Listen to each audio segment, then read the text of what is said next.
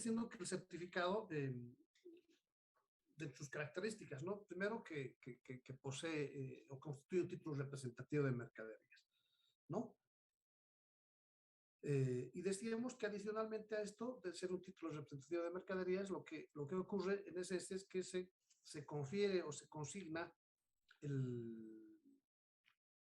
esa característica fundamental que es la, la, la del valor de dominio sobre las mercaderías del mismo, ¿verdad? Ahora, ¿qué establece nuestro ordenamiento jurídico? ¿Cómo define nuestro ordenamiento jurídico? Señala que como consecuencia de depósito de mercaderías, eh, los almacenes generales autorizados, aquí vale la pena, almacenes generales de depósito autorizados, eh, pueden emitir o expedir certificados de depósito, y escuchen bien esto, ¿no? Y formularios de bonos de prenda. Entonces, nosotros advertimos, lógicamente, después de un análisis doctrinal de este tema, que los documentos van juntos, ¿verdad? O sea, es decir, no es que va el certificado de depósito y por otro lado va el bono de manera independiente, no. Son documentos que tendrían que ir juntos. ¿Por qué? Porque el código hace referencia a, a unos, a unos a un registro, ¿sí? A un registro que está vinculado a unos talonarios, podríamos decir así, ¿no? De modo tal que el certificado va conjuntamente, el certificado de depósito, ¿no? Va conjuntamente el bono de prenda, ¿no? Lo que significa que yo puedo depositar esto y como tengo la facultad de disposición del mismo, puedo constituir créditos que se encuentren respaldados o garantizados, mejor dicho, con la mercadería que yo estoy depositando, ¿sí? Que se constituyen en prendas, ¿sí? Se constituye en prenda, en realidad, la mercadería que se está constituyendo. Ahora, aquí es importante considerar lo siguiente. Vamos a hacer tratar de equiparar a un préstamo normal, común, corriente, sobre una prenda, ¿no? Ahora, normalmente cuando se ignora, se deja algo en prenda, ¿qué se produce? Se produce el desplazamiento, ¿verdad? Del bien que está constituyendo garantía. En cambio, en este caso no ocurre aquello. Simplemente lo que se hace es entregar el bono de prenda, documentalmente hablando. Y ese bono de prenda que, o sea, al margen de todos esos requisitos que tiene que contener o que contiene, mejor dicho, el certificado de depósito, deberá el bono consignar y señalar esas características fundamentales de la mercadería que se encuentra en depósito. ¿Sí? Esto con la finalidad de garantizar precisamente el derecho de quien está otorgando ese crédito y lo está respaldando con el bono de prenda, ¿no? Ahora, dentro de algunas características que nosotros podemos identificar en las cédulas hipotecarias, y hablamos inicialmente de la accesoriedad del bono, o sea, el certificado de depósito es lo principal y luego está como accesorio el bono, ¿sí? Y dentro de otras características adicionales a esta, que es fundamental, se encuentra el del vencimiento del plazo de ese crédito prendario, ¿no? Uno. La continua o necesaria, mejor dicho, referencia al certificado de depósito en el texto del bono, ¿no? ¿Por qué? Decíamos, porque dentro o adicionalmente a todos los datos que tiene que contener o contiene el certificado ya de depósito, el bono de prenda también debe consignar esos datos que corresponden a la cédula, digo, al certificado de depósito, especialmente lo que se refiere a las mercancías que han sido objeto del mismo. ¿Sí? Ahora, la coexistencia, decíamos, como una otra característica en registro, en el libro de talonarios, ¿sí?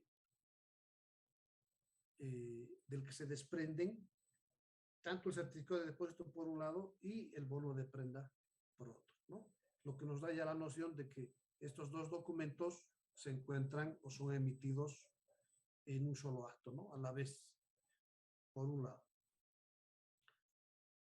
Un otro requisito, la obligación que tienen los tenedores de estos títulos valores de, de exhibir tanto el certificado de depósito como el bono.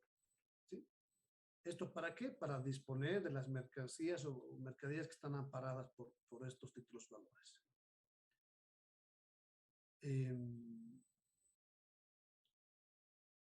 Ahora, el bono de prenda, ¿no? También confiere obtiene dos contenidos, ¿no? Primero, acredita la recepción, primero, de una determinada cantidad de dinero, por eso es el crédito, de una determinada cantidad de dinero por el titular del certificado de depósito, ¿sí? Por un lado. Y segundo, lo que constituye la acreditación se denomina dación de la prenda que está constituyendo en mercadería, digo, en garantía, ¿no? Esto es fundamental. Por eso es que cuando se habla del bono de prenda, estos documentos deben necesariamente contener todos los requisitos que permitan la individualización o especificación de las mercaderías que fueron dejadas en depósito.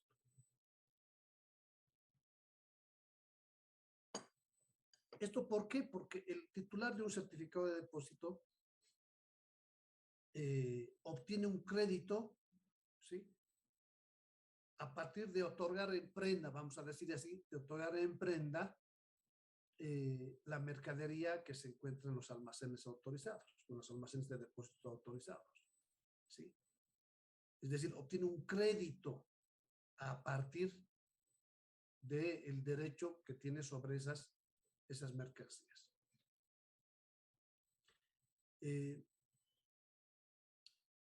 A ver, hemos manifestado que este título valor tiene las condiciones de todo, o los requisitos, debe contener los requisitos de todo título valor, pero decíamos como característica fundamental que otorga la titularidad, ¿no? Ese dominio sobre las mercaderías. Ahora, ¿cuál es el contenido que tienen que tener el certificado de depósito, o mejor dicho, el bono, ¿no? Al respecto, el artículo 692 del Código de Comercio señala cuáles son los requisitos, además de los señalados en el artículo 493. Si alguien me ayuda con la lectura del 493, por favor. Bueno, a ver, avanzamos un poquito, ¿no? Al margen de estos requisitos, que son comunes a los títulos valores, el certificado de depósito y el bono deben contener lo siguiente. Primero, las palabras certificado de depósito y bono de prenda, ¿sí? Segundo, esto es muy importante, la descripción pormenorizada de las mercaderías que han sido objeto de depósito con todos los datos necesarios para su identificación. Por un lado, ¿no? O la indicación, en su caso, de que se trata de mercaderías genéricamente designadas. No sé, televisores, por así decir, televisores, eso es muy genérico, ¿verdad? Tercero, la constancia de haberse constituido el depósito. Cuarto, el plazo del depósito. ¿Sí? 5. El monto de las prestaciones en favor del Estado, entonces estamos hablando de los gastos, ¿no? Los gastos en favor del Estado, del almacén, las tarifas para calcular el monto de las prestaciones, etcétera, etcétera. Todo lo que implique, todo el gasto que implica realizar esta operación. 6. Los riesgos que debe o que se van a responder, mejor dicho, por parte del almacén, el importe del seguro y el nombre de la compañía aseguradora. Aquí tenemos que detenernos un poquito. El seguro sobre la mercancía puede realizarlo o bien el almacén de depósito autorizado o bien puede realizarlo el depositante, ¿sí? El titular de esa mercancía. Pero, ¿qué ocurre? Que cuando nosotros leemos este artículo, advertimos que en el certificado de depósito se va a consignar o se va a hacer referencia a los montos, ¿sí? Necesarios para la operación, y estamos advirtiendo también los importes del seguro. ¿Qué significa esto? Que al momento de hacer el depósito, el responsable del almacén lo que está haciendo o lo que va a hacer es cobrar adicionalmente ya esos importes que corresponden al seguro. Bueno, por lo que entenderíamos que este pues va a ser, al descontarse o al cobrar ya estos importes, va a ser quien se ocupe del seguro. ¿Esto por qué? Es importante, me refiero al seguro. ¿Por qué es importante? Pues si yo estoy dejando una mercadería y que el documento o el certificado de depósito, que puede ser transferible o endosable, está amparando la existencia de la misma, si yo negocio aquello, ¿y qué pasa si se produce un siniestro? ¿Y cómo recupero el importe que yo he pagado o entregado? ¿No? Entonces el seguro está orientado precisamente a la restitución de esos valores para procederse a la entrega correspondiente, ¿no? El importe, tipo de intereses y la fecha de vencimiento respecto al bono de prenda, ¿no? Y otros requisitos que sean exigidos por alguna normativa o especificaciones precisas al respecto. El vencimiento del plazo. Estamos hablando del crédito como tal, ¿no ve? ¿Por qué tiempo es que otorgamos el crédito? Y aquí hay una previsión, o el código establece una previsión en la cual el plazo para ese crédito no puede exceder del plazo vinculado al depósito de la mercancía. O sea, yo te doy el crédito, te emito un bono de prenda por tanto tiempo, pero ese tiempo tiene que guardar relación o ser coherente con el plazo de depósito que yo he realizado, ¿no? No puede ser mayor. Tiene que guardar, tiene que estar dentro de ese plazo para el depósito mismo, ¿no? ¿Por qué? Porque el tema del bono de prenda, decíamos hace unos instantes, es accesorio al depósito como tal. ¿Sí? O sea, lo esencial, por ejemplo, que yo emita un bono o otorgue un bono de prenda, ¿qué es? Que exista previamente un certificado de depósito. No va a poder haber un bono de prenda sin un certificado de depósito previo. ¿Qué datos adicionales a los que hemos señalado y los que son propios para la cédula hipoteca, digo, para el certificado de depósito deberíamos exigir o son necesarios para el bono de prenda? ¿Sí? Primero, la indicación de haberse hecho en el certificado de depósito la anotación correspondiente, ¿sí? Y las firmas del tenedor del certificado, ¿sí? Y de la institución que haya intervenido en la negociación, ¿sí? Para darle mayor validez a este certificado. ¿Cómo vamos a operar o cómo se va a operar?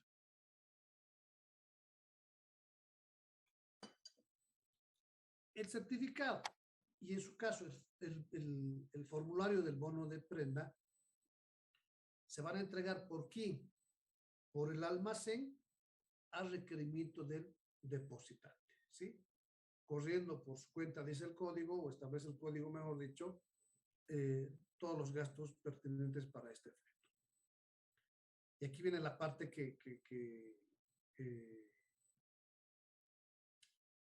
les comentaba hace rato, ¿no? ¿Cómo es que nosotros a través de un análisis entendemos que el certificado de depósito se emite conjuntamente en los bonos por parte del almacén, ¿no? Conjuntamente los bonos de prenda, es el referido a la existencia de un libro o claro, de un libro talonario se llama, ¿sí? Entonces, el código establece o señala que el certificado de depósito y el bono se van a desprender de los libros de talonarios, ¿sí? Entonces, esto nos muestra precisamente que ambos documentos se van a desprender de este libro de talonarios, ¿sí? Entonces entendemos que uno no puede ser emitido independientemente. O sea, por lógica, el bono de prenda no se va a poder emitir, pero no podría emitirse un certificado de depósito sin el bono de prenda, adicionalmente, como formulario. No estoy diciendo de que se constituye un depósito o se realiza un depósito de mercaderías y esto necesariamente tiene que dar lugar a la emisión de un bono de prenda. No, es una facultad del titular del certificado de depósito que podría entregar o solicitar algún crédito otorgando como garantía la mercadería depositada. ¿Estamos? Bien. A ver, qué más podemos ver sobre este tema?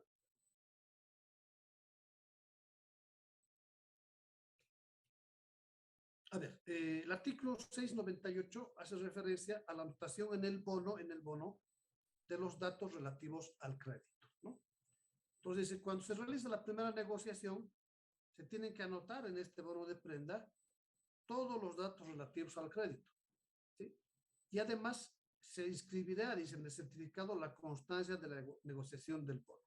Entonces, vamos a tratar de graficar un poquito. Este va a ser el certificado de depósito y adicionalmente tiene el bono de prenda. Entonces, si yo negocio esto, si yo adquiero un crédito y utilizo el certificado de bono, ¿sí? Y en este certificado se van a anotar, o digo, en el bono de prenda se van a anotar las características y particularidades del crédito, plazo, forma, etcétera, etcétera, etcétera. Pero adicionalmente esto se va a registrar en el certificado de depósito. En el certificado se va a dejar una constancia adicional sobre esta negociación, o sobre esta operación con un bono de prenda.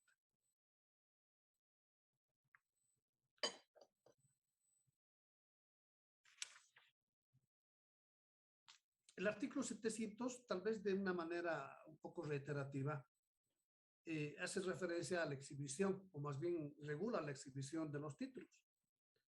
Entonces señala que para disponer de las mercaderías, el tenedor del certificado debe exhibir juntos dicho título y el bono de prenda, ¿sí? Ahora, esto precisamente como manifestábamos al hablar de los títulos valores, decíamos, para ser efectivo esto, ¿yo qué tengo que demostrar? Tengo que demostrar pues la tenencia y acreditar la existencia misma del título valor como tal. Entonces es imprescindible exhibir precisamente este título valor. Podemos también hacer referencia a lo que constituye la carta de porte y el conocimiento de embargue como otros títulos. ¿Esto está referido a qué? ¿O guarda relación con qué? Con el transporte de mercaderías, ¿sí? El transporte de mercaderías puede hacerse por vía terrestre, puede hacerse por vía aérea, por vía lacustre o marítima, ¿verdad? Entonces, quien está encargando el transporte de esta mercadería, pues tiene que tener la constancia, tiene que tener un documento de respaldo que precisamente demuestre de que yo he optado por solicitar el transporte de una mercadería de una plaza a otra, ¿sí? Entonces hablamos de dos tipos de documentos. Hablamos de la carta de porte, que es el título valor relativo al transporte terrestre, y también se utiliza para el transporte aéreo, por un lado. Y por el otro, hablamos de el conocimiento de embarque cuando se trata de transporte marítimo o fluvial. ¿Estamos? ¿Sí? Ahora, ¿cuál es la regulación que nuestro código establece? Dice, los transportadores que exploten rutas de transporte deben extender a los remitentes o cargadores carga de porte o conocimiento de embarque, que tendrán el carácter de títulos valores representativos de las mercaderías objeto del transporte. Entonces, al igual que el certificado de depósito, esta carta de porte o conocimiento de embarque deben también consignar de manera clara, precisa, qué se está transportando, ¿no? Es decir, la descripción pormenorizada de las mercancías a transportarse. No se olviden que es como cuando yo mando una mercadería, ¿verdad? A otra ciudad, ¿sí? Va a haber un consignatario que va a recibir la misma. Entonces tiene que haber una constancia de qué es lo que va a recibir, qué es lo que está recibiendo, qué mercadería está recibiendo.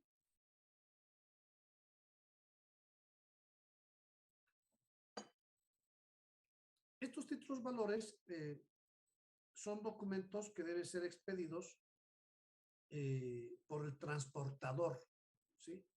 Entonces, aquí hablamos eh,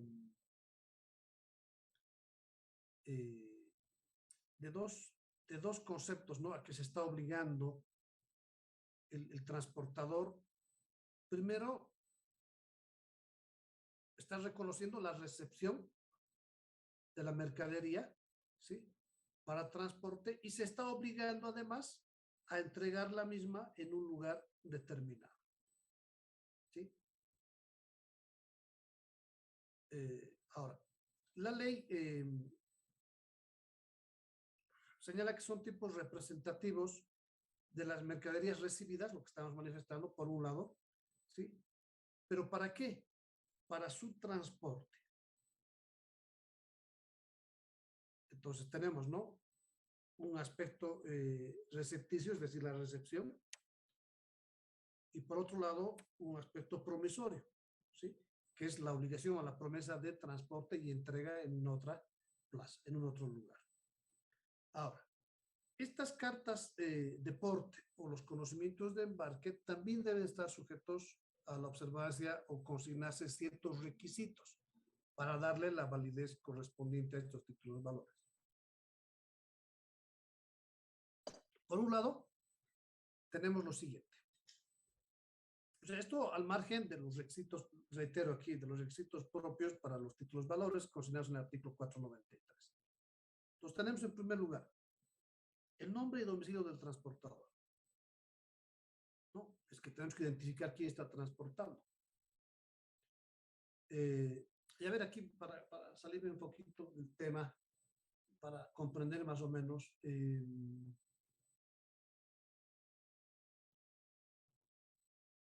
cómo más o menos opera, ¿no? No es que yo voy a una empresa y le digo, eh, quiero que me lleves esta mercadería a tal lugar, ¿no? ¿Por qué? Porque no solamente interviene pues la empresa como tal, sino existen quienes son los operadores mismos, ¿no? Eh, hay unos, los, son los brokers, ¿no? Son los que van a procurar un medio de transporte, pero a veces interviene una empresa, después existen otros que son los portadores que se encuentran autorizados, ¿sí? Los propietarios de los vehículos que pueden llevar, ¿sí? Entonces, es importante que en los requisitos de esta carta de porte o conocimiento de embarque se consigne precisamente esa información para poder identificar quién está realizando el transporte, ¿no? En el tema de devolución impositiva, que ocurre mucho esto, ocurre mucho, se utiliza mucho esto, eh, se suscitaba pues un problema, ¿no? Antes de que exista la tasa cero para el transporte nacional, lo que se hacía era, el exportador presentaba, ¿no? Decía, son mis facturas por transporte.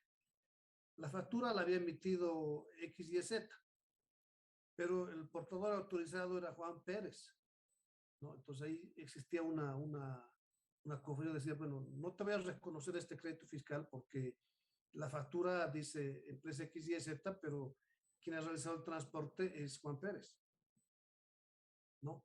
Entonces, estos son unos problemas emergentes de la forma de contratación con la empresa autorizada para hacer el transporte o la forma en que se operaba. Y en muchos casos eran resultantes de mecanismos fraudulentos, podría decir, en que se hacía figurar una empresa nada más con la finalidad de que le genere crédito fiscal, pero en realidad el precio que se había pagado efectivamente era otro, ¿sí? Esto puede presentarse, puede suscitarse. Por eso es importante la identificación de quién va a hacer o va a realizar el transporte correspondiente con indicación adicional de su domicilio. Segundo, el nombre y domicilio también de la persona a cuyo nombre se está extendiendo esta carta de porte o conocimiento embarque. Cuarto, el número de orden correspondiente al título. Y hablamos lógicamente de una secuencia para no reproducir los números. 5. La descripción pormenorizada, esto es muy importante, de las mercaderías a transportarse. Porque esto va a generar responsabilidades, ¿no? Es decir, el transportador asume obligaciones. O sea, decíamos, tiene un componente promisorio, es decir, eh, se está, se está comprometiendo a transportar y entregar la mercadería, por un lado, y por otro lado decíamos un aspecto recepticio, ¿verdad? Que además está declarando en este documento que está recibiendo la mercadería. Entonces, a efecto de sus responsabilidades, esta carta de porte, conocimiento de embarco, tiene que consignar necesariamente cuál es la información que permite identificar adecuadamente o describir adecuadamente cuál es la mercancía que va a ser objeto de transporte. ¿Sí? A efecto de responsabilidades. Claro, si es no sé, pues si es mercadería genéricamente señalada, por ejemplo, la obligación de este transportador va a ser entregar una misma cantidad, el mismo tipo de mercadería, ¿no? Pero la diferencia está en que cuando es una mercadería que se singulariza o se particulariza, ¿no? Sexto, la indicación de los fletes y demás gastos del transporte, ¿sí? De las tarifas aplicables y les de haber sido pagados los fletes o de ser estos o estar estos por cobrar.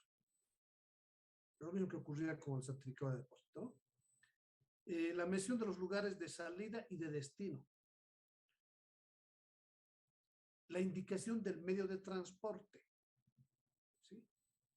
Ahora, si el transporte fuera por vehículo determinado, los datos necesarios para su identificación, ¿no? Esto es importante de que esté claramente definido porque lo que les decía, ¿no? A veces utilizamos interpósitas personas y tratamos de solapar una actividad con otra para tratar de obtener otro tipo de beneficios, como el impositivo que les comentaba hace un rato. Entonces, la importancia del contenido de esta carta de porte de conocimiento de embarque es fundamental para que también puedan ejercitarse esos derechos de hacer, no sé, una solicitud de devolución impositiva. Ahora, no pueden consignarse en estas cartas de porte o conocimiento de embarque, no pueden consignarse cláusulas que vayan a liberar de responsabilidad al transportador, ¿sí? Es decir, cláusulas restrictivas de las obligaciones del transportador, fundamentalmente en lo que hace el transporte como tal y la entrega de las mercaderías en el lugar de destino. O sea, no puede consignarse aquello. Eso lo establece de manera categórica el artículo 714 del Código de Comercio. Ahora, puede ser que este servicio de transporte no se realice, no se practique de manera inmediata, sino que exista un lapso de tiempo entre la recepción, ¿sí? Y, eh, y el embarque de la mercadería, ¿no? Entonces, en esos casos, el código establece que se consignen algunos datos adicionales, ¿no? Precisamente que demuestren o consignen que va a existir esta diferencia entre entrega y entre el embarque que se vaya a realizar de la mercadería. A ver, ¿qué más? A ver, dentro de este concepto del que estábamos hablando, el código exige que dentro de los datos adicionales que van a incorporarse, está que se señale que la mercadería o la mención de que se ha recibido la mercadería para su posterior embarque. La indicación del lugar donde habría de depositarse o guardarse la mercadería mientras se realice el embarque correspondiente. Y tercero, el plazo en el cual deba efectuarse el embarque, ¿no? Entonces, no es tan sencillo como ir a la flota y decir, señor, quiero que me transporten esto hasta la ciudad de Cochabamba y ya, ¿no? Lo que ocurre es que puede haber un tiempo en el que esto pueda hacerse realmente efectivo. No sé, que tenga que terminar de consolidarse la mercadería, o mejor dicho, recibo la mercadería, pero lo que significa el acondicionar para luego efectuar el transporte puede llevar un tiempo determinado. O a lo mejor no hay unidades de transporte disponibles o solamente hay plazos fijos para la realización de la actividad. Entonces, en esos casos puede haber un lapso de tiempo entre que yo entrego la mercadería y entre que efectivamente se realiza el embarque para llevar la misma a un determinado destino. ¿Sí? Puede ocurrir aquello. Luego podemos hablar de la factura cambiaria. Esta es un título de valor que se utiliza fundamentalmente para la compra de mercaderías, pero que estas no, en esta compra no estoy realizando como comprador el pago de la totalidad del importe correspondiente a la mercadería adquirida, ¿no? Entonces, en estos hipotéticos, lo que hace, o bueno, la condición cuál es, de que se entregue material y realmente la mercadería objeto de venta, se entrega al comprador, y lo único que se está diferiendo es el pago, ¿sí? Claro, no vamos a equiparar, o aquí hay que hacer una distinción, no la vamos a considerar como un plazo o digo una venta a plazos para no desvirtuar la naturaleza del título de valor como tal. Entonces, ¿qué ocurre? Entrego la mercadería, si soy el vendedor, entrego la mercadería, libro la factura cambiaria y se la mando al comprador para que el comprador la acepte, ¿no? Ahora, esta aceptación está vinculada a algunos aspectos que son propios de la actividad comercial, ¿no? Como por ejemplo de que yo esté recibiendo precisamente la mercadería conforme a las condiciones pactadas, esté recibiendo la cantidad y calidad de la mercadería que yo estoy adquiriendo, ¿no? Eh, eh, que pueda presentarse algún problema de transporte, ¿sí? O que la mercadería llegue dañada, etcétera. Entonces, esas van a ser condiciones para que yo como comprador no acepte esa factura cambiaria. ¿Por qué?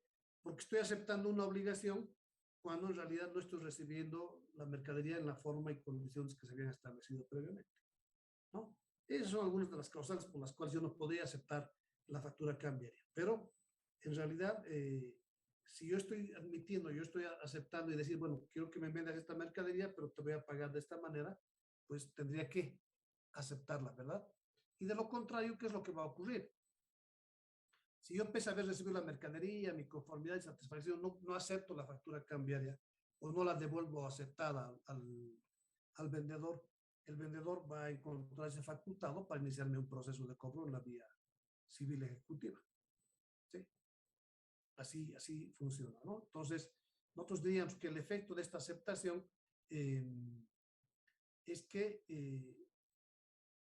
se considera ya realizada con todos los efectos y todas las condiciones y requisitos correspondientes, se entiende perfeccionada la venta de la mercadería, ¿sí?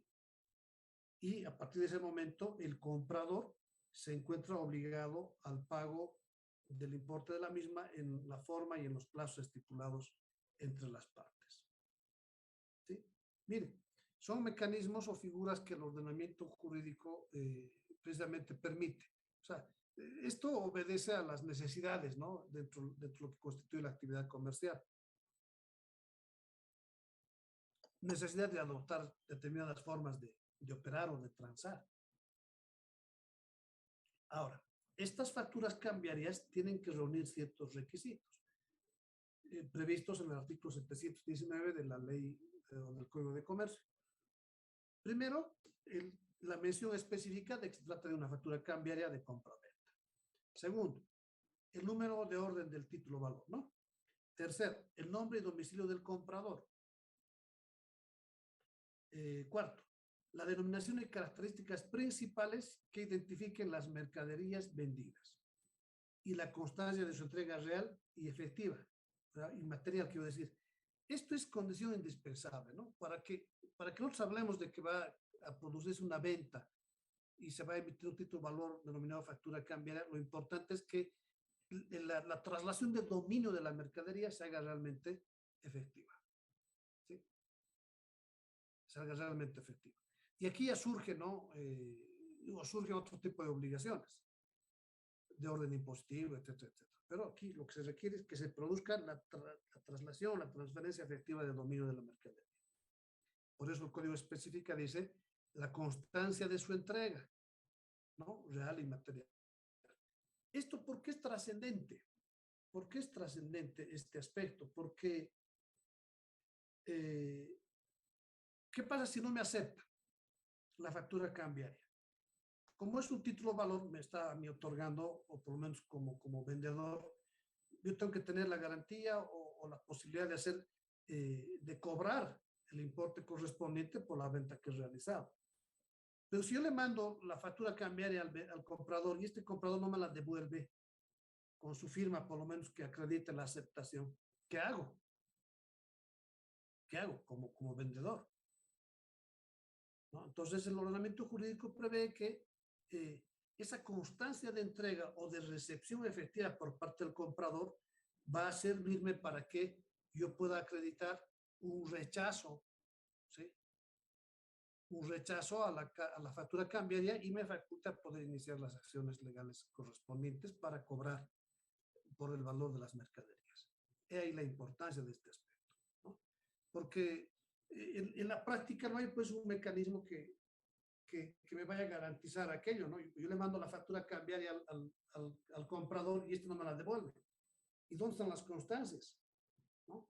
Entonces, un primer mecanismo para que yo pueda accionar posteriormente es la existencia de la documentación que demuestre la recepción y entrega de la mercadería, uno, o bien puedo hacer la entrega de esta factura cambiaria a través de un notario de fe pública, ¿no? A través de una carta notariada. Ahí, lógicamente, no hay donde extraviarse, ¿verdad? Entonces, hay dos opciones para el comprador. O me devuelve la factura con alguna observación, o en su defecto yo la voy a entender como rechazada. Y lo que me va a habilitar para iniciar la acción de cobro correspondiente. ¿Sí? El precio unitario y total de las mercancías, la expresión en letras en un sitio visible de que se va a asimilar en todos sus efectos a una letra de cambio. Entonces, a partir de este requisito, nosotros advertimos que le pueden ser aplicables todos los requisitos correspondientes a una letra de cambio. Cuando se ha estipulado el pago en cuotas, la factura cambiaria adicionalmente tendrá los siguientes requisitos: el número de cuotas, la fecha de vencimiento de las mismas y la cantidad a pagar por cada una de las cuotas, ¿no? Nosotros podríamos advertir, dice, sí, se trata de una venta eh, a plazo, ¿no? Una venta a cuotas, ¿sí? Pero como hablamos ya de un título de valor en este caso, es que en este tiene que consignarse la forma y las condiciones de pago. Ahora, cuando el comprador vaya realizando, vaya efectuando los pagos pertinentes, lo que se va a hacer es ir consignando en la factura cambiaria, ¿sí? Se van a ir haciendo constar las fechas de esos pagos parciales o de las cuotas que pueda estar realizándose. Y adicionalmente el vendedor va a ir emitiendo los recibos pertinentes por cada pago que está recibiendo, ¿sí? Ahora bien, la consecuencia, decíamos, si yo le mando la factura cambiaria al comprador y este no me la devuelve o no me la acepta, ¿sí? ¿Qué pasa? Pues tenemos dos posibilidades aquí. Una, que me la rechace con observaciones, ¿no? Y la otra es que no la acepte, ¿no? No hay una aceptación, ya sea por el vencimiento del plazo, etc. Entonces, nuestro código establece lo siguiente: dice, la no devolución de las facturas cambiarias en un plazo de 5 días a la fecha de recepción o de recibidos los mismos, se entiende como una falta de aceptación. ¿Sí? Por un lado. Segundo, el código también prevé, o sea, primero aquí estamos hablando de una presunción ya, ¿verdad? Dice, bueno, si no me la han devuelto dentro de los 5 días de haber recibido la factura por parte del comprador, pues la voy a entender, la voy a reputar como no aceptada. Y la otra posibilidad que también prevé el Código de Comercio es que el comprador puede negarse a aceptar la factura. ¿Cuándo? Primero, cuando existe una avería, extravío o no recibió las mercaderías cuando estas son transportadas por cuenta, cuando no son transportadas por su cuenta y riesgo, ¿no? Es decir, cuando el transporte lo está cubriendo el vendedor. Y aquí hay una excepción. La excepción es que se haya convenido o se haya aceptado que el transporte y los riesgos estaban a cuenta del comprador. Entonces, en ese caso, el alegar o poner esta causal para el rechazo no es válida. Segundo, esto es muy importante, los defectos o vicios en la calidad o cantidad de las mercaderías. ¿No? Esto también puede presentarse, ¿no? Uno, quiero comprar estos productos y nos entregan otros, ¿no? ¿Se acuerdan que habíamos hablado de esto? En las primeras clases decíamos, uno a veces realiza compras por internet, por ejemplo, ¿no? Yo quiero comprar esto, de cuando llegue el producto es cualquier cosa, ¿no? Es otra cosa la que me ven ofertar. Entonces puede ocurrir algo parecido, ¿no? Los productos que me están mandando no son la forma en que se ha convenido, ni en cantidad ni en calidad, entonces ahí yo puedo rechazar la factura cambiaria, ¿sí? Ahora, cuando la factura no haga referencia al negocio jurídico que se ha convenido o establecido, ¿no? Y cuando se omitan o se incumplan los requisitos que se exigen para la factura cambiaria, como habíamos leído en el artículo 719. ¿Sí? A ver, ¿qué más? Una reglita, ¿no? Lo mismo que hemos ido advirtiendo en los otros títulos valores, ¿no? La normativa aplicable. Entonces, la factura cambiaria, señala el artículo 723, dice, la factura cambiaria tiene fuerza ejecutiva, desde luego. A partir de contar con una factura cambiaria aceptada o rechazada o no, yo puedo iniciar un proceso ejecutivo, ¿no? Y se van a aplicar las mismas normas conducentes, dice la norma, relativas a la letra de cambio. ¿Estamos? Bien. A ver, aquí vamos a quedar y vamos a trabajar aquí en sala con los dos temitas que les he planteado de inicio. Espérenme un segundito, voy a hacer un registro de asistencia previo.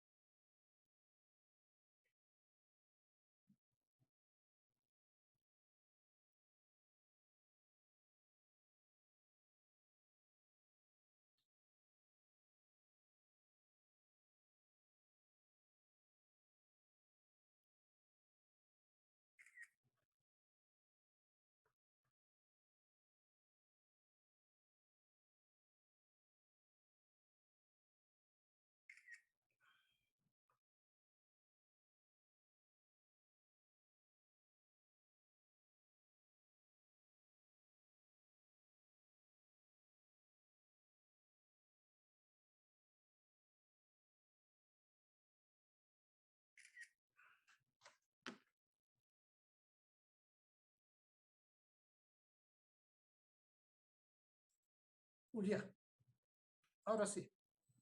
Entonces, daremos inicio a nuestros trabajos. Son dos temáticas, reitero. Estos dos temas que les estoy pidiendo en resumen, ya los han desarrollado en el curso regular, y lo que les voy a pedir que en el resumen que me vayan a efectuar, consignen o contemplen, mejor dicho, los acápites correspondientes a cada uno de los temas. ¿Estamos? ¿Alguna pregunta? Perdón, licenciado, ¿qué temas eran? ¿Por qué me hace esto? Contratos comerciales es uno, y el segundo, seguros. Gracias. Ya. ¿Alguna pregunta adicional? ¿Qué hora hay que enviar, licenciado? Disculpe. A ver, nos vamos a dar hasta las 4:15 más o menos. Perfecto, gracias. O sea, lo que quiero es que los trabajemos aquí, no que los estemos mandando esta noche, etcétera, etcétera, ¿no? No son tan amplios estos temas, entonces nos permite poder trabajarlos en la clase. ¿Estamos? Sí, licenciado. Sí, Ya. licenciado. Cualquier consultita me hacen saber, por favor.